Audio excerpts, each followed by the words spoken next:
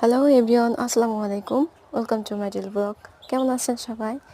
আমি আজকে আসছি আপনাদের সাথে একটা আমার মানে যে এক্সপেরিয়েন্সটা আগে ছিল না সেটার একটা নতুন এক্সপেরিয়েন্স করতে। তো চলুন আমার ভুট্টা খেতে সবাই।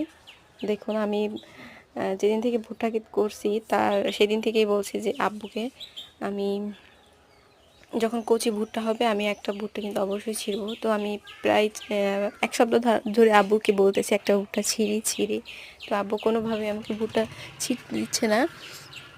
তারপরে আমি নিজের কাছেও একটু কেমন গিল্টি ফিল হতো যে এই ভুট্টাগুলো ছিঁড়বো, কেমন মায়া মায়া লাগে। তো ফাইনালি আজকে নিজের হাতকে কন্ট্রোল না করতে পেরে আমি চলে গেছি খেতে। আর গিয়ে একটা ভুট্টা চেক করে দেখতেছিলাম যে আসলে কোনটা কেমন কচি হবে ভিতরে, নাকি ভিতরে একেবারে শক্তপোক্ত হয়ে গেছে। আমি নিজেই বুঝতে পারতেছিলাম না, বারবার ঘুরে ঘুরে দেখতেছি।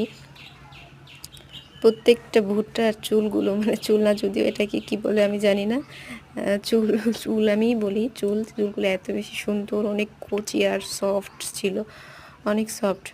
দূর থেকে দেখে মনে হয় যেন পুতুল সাজিয়ে রাখা হয়েছে গাছে। যারা ভুট্টা ক্ষেত করে থাকে তারা হয়তো এটা দেখবে। আর আসলে ফল আসলে গাছে এত বেশি ভালো লাগে। তো আমি ওই ভুট্টাটাকে ছিঁড়ে নিয়ে আসছি, আর ছিঁড়ে নিয়ে এসে এভাবে ছুলতেছি একটার পর একটা পাতা। আর মাথার উপরে ছিল ওই যে চুল, ভুট্টার চুলগুলো আসলে অনেক সুন্দর লাগতেছিল। যে আসলে ধরে দেখে সে আসলে বোঝে। আমি গায়ে থেকে খোসা ছাড়াচ্ছিলাম, অনেক খোসা ছিল, একেবারে রসুনের খোসার মতো। অনেক আবরণ দিয়ে আল্লাহ সৃষ্টি করছি। আল্লাহর সৃষ্টি যে এত বেশি সুন্দর, মানে প্রশংসা করে শেষ করা যায় না।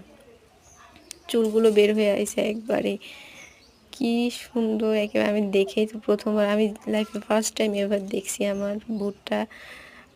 আসলে নতুন নতুন এক্সপিরিয়েন্স দরকার সবার জীবনে। আমি যদি ভুট্টা কখনো চাষ না করতাম তো আমি দেখাতে পারতাম না, বা আমি নিজেও দেখতে পারতাম না।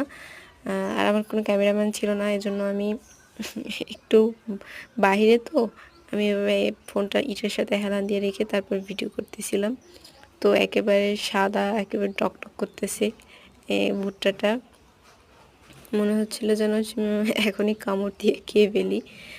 তারপরে ছুললাম কিছুক্ষণ বসে।